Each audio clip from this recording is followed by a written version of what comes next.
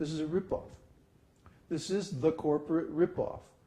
You have to understand, every time you buy something from a corporation, the actual people who do the work to produce that thing are getting ripped off because the product of their labor, the profits, are being kept away from them and kept in another location, usually even another country, so they can't get at it. And the same thing is going on in corporate religion. Corporate religion means we put a corporate structure between the worshiper and God.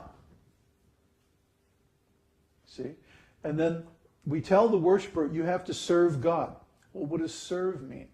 Serve means that you give stuff, right? You offer things, right?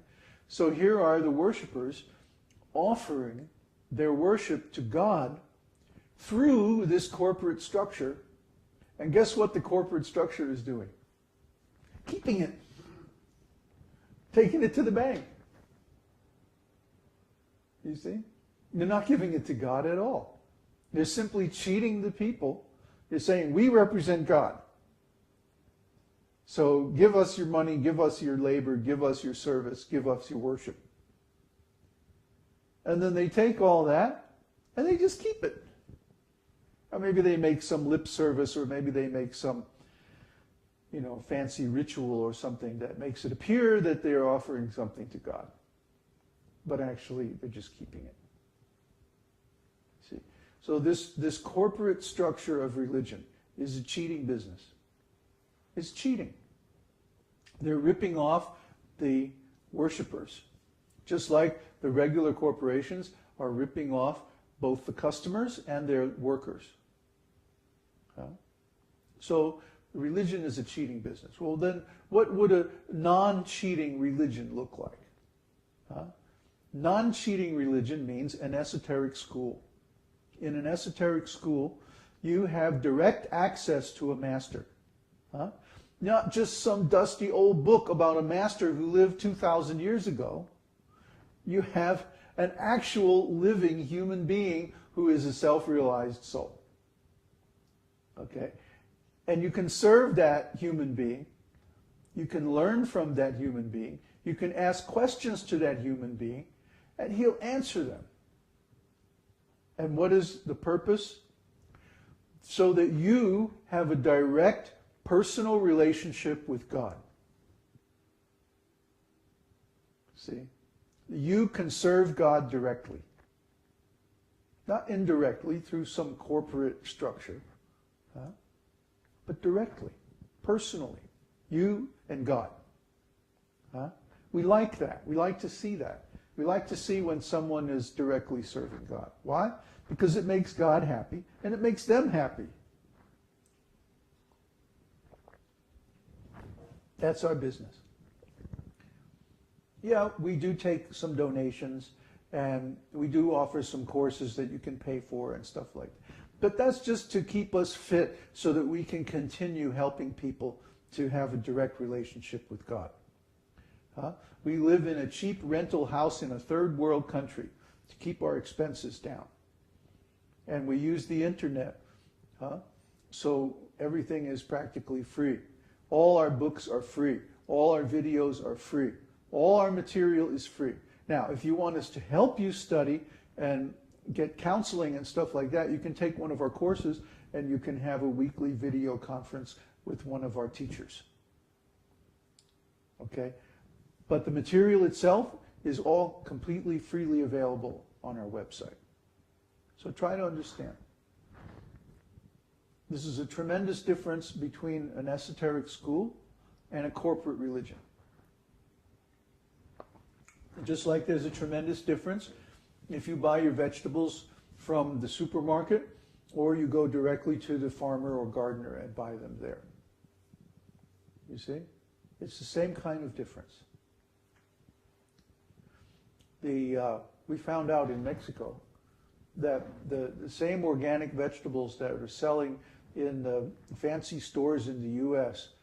for, like $2 a pound or something like that, they're paying the farmer maybe 10 cents a pound or less. Who's making all the money? the corporation. See? So this is a cheating business. This is a rip-off. This is the corporate rip. A corporation means a rip-off. Huh? We ought to start a company called Rip-Off Incorporated. The company that tells you the truth. See, so all this corporate advertising and all this stuff is all a lie. It has become institutionalized, so we think it's normal. Huh? But it's actually a lie. And all of this advertising-based products are a lie. Huh? They say, you wear these clothes, or you use this deodorant, or you use this, have this kind of a car, or this kind of something, or whatever, and you'll be more popular, you'll be more healthy, you'll be cleaner, your shirts will be whiter than the other guy. So what? It's a big ripoff.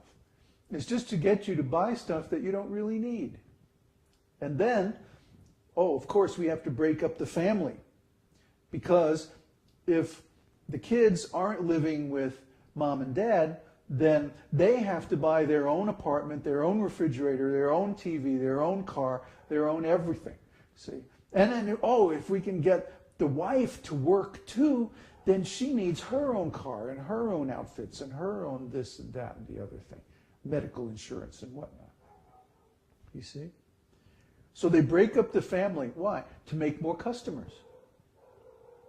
All this propaganda about free love and women's lib and all this stuff, this is all sponsored by huge corporations. Who else has the money to do it? See?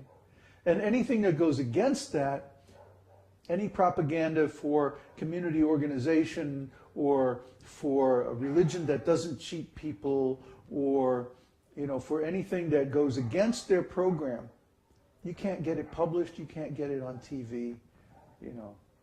That's why the internet is so cool, because even if you have a very anti-establishment message like we do, you can actually publish it. You don't have to go through the corporate censorship. Corporate censorship means that even if you are a scholar, let's say on the Vedas, you can't get a book published, or you can't get on a television show unless you toe the political line and say that the Vedas are mythology. If, like we do, you come out and say, no, the Vedas are factual, and if you follow them, you get all kinds of benefits, they don't like that. And so you can't get published.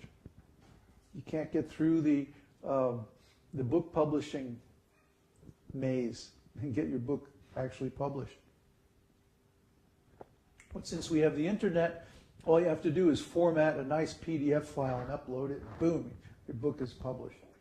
So please buy our books. They will help you. Or you can download them for free. It's up to you.